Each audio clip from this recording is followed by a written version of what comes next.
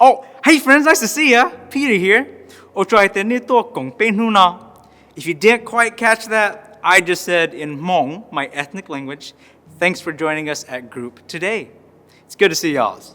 Okay, all right, so I need to figure out how to finish putting all this Lego pieces together, but while I'm doing that, I've got a question for y'all. Take 20 seconds to tell your neighbor, if you could go on vacation anywhere in the entire world, where would you go? Go!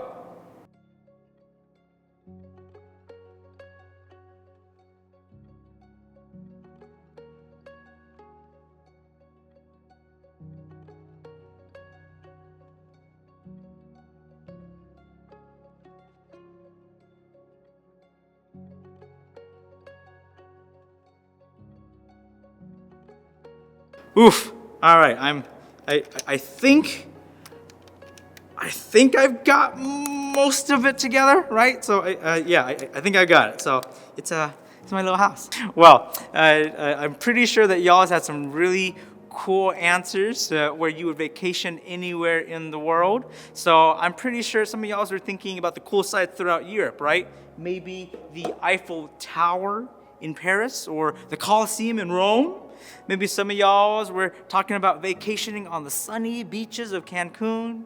Maybe some of us just want to hike and see the natural beauty of Alaska. I know there's some Alaska people here. Or maybe you want to go see the lengths of the Great Wall of China. Like me, maybe some of y'all just want to go eat. That's me. I'm always down for food, so that's all I'm going to do. But I know that there are some of y'all who just want to go see where you're from. Some of y'all might have some family origins in Ireland, Ghana, Sweden, Taiwan, Venezuela, wherever your family is from, where their origins are at. I hope you can make that dream vacation happen one day. Now, most of those vacations would take us far from home, into different cultures, languages, and traditions. But what if I told you you don't need to travel the world to experience that?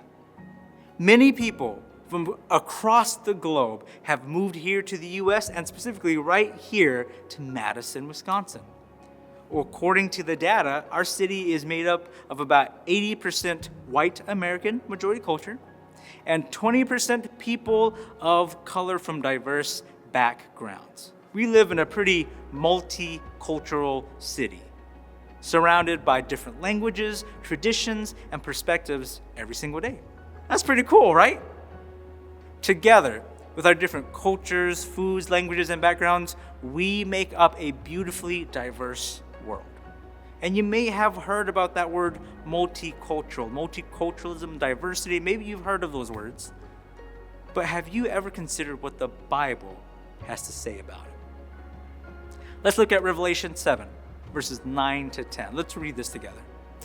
After this I looked, and there before me was a great multitude that no one could count, from every nation, tribe, people, and language, standing before the throne and before the Lamb.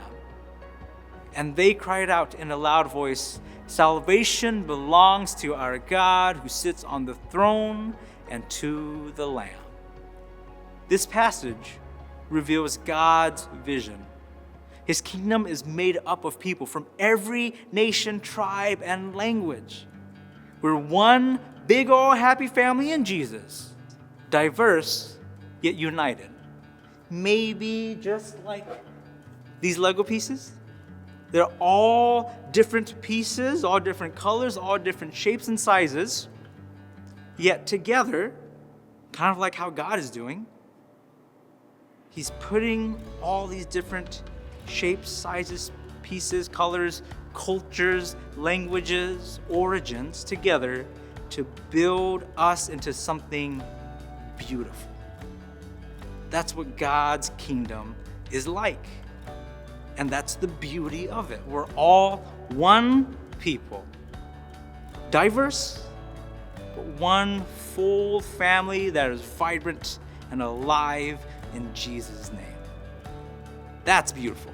That's a joy. It is fun that we are collectively diverse and one. So last week, We talked about how we are the church. And Revelation builds on that. The church is a multicultural family. White, black, biracial, Chinese, Mexican, Indian, Filipino, Egyptian, Palestinian, and more. A multilingual, multi-ethnic, multi-generational, worldwide family in Jesus. As a part of this family, we should recognize and appreciate each other's cultures, learning from our differences. And if you're curious about someone's culture, just ask. Maybe avoid the awkward stereotypes though. Don't do that. Don't do that. A great way to learn about someone's culture is to read about it, is to ask about it, but also experience it. Madison, here in Madison, it hosts many cultural events throughout the year. Like Silvesterklausen in January, a Swiss New Year celebration in New Glarus. The International Festival in February, celebrating Madison's diverse communities. The Sun Prairie Sweet Corn Festival in August, honoring Wisconsin's farming roots. Africa Fest in August, which showcases many multiple African cultures. And for me, the Hmong New Year in November, held annually at the Alliant Energy Center. You can explore cultures through food, try new restaurants or recipes, learn a new language on Duolingo, watch international films, or even listen to global music. That's how K-pop became so popular here in the US. There's so many ways to connect with different cultures, and as God's multicultural family, we should. It's a beautiful thing to love and celebrate the diversity that God has created among us. Let's read Revelation 7, 9 through 10 one more time, but this time as a multilingual family in Jesus' name. We're gonna read it together. And we're gonna have it in English on the screen. We're also gonna have it in Spanish, if that's a heart language for you. And for me, I'm gonna read it in Hmong. And you can try and read it with me. It's a little bit different though.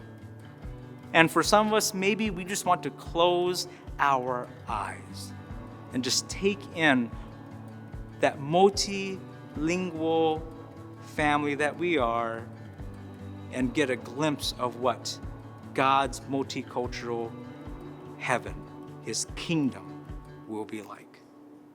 All right, so let's try our best to read it all together. Read what you're comfortable with, if that is in English, if that's in Spanish, if you want to try Hmong with me, if you just want to listen.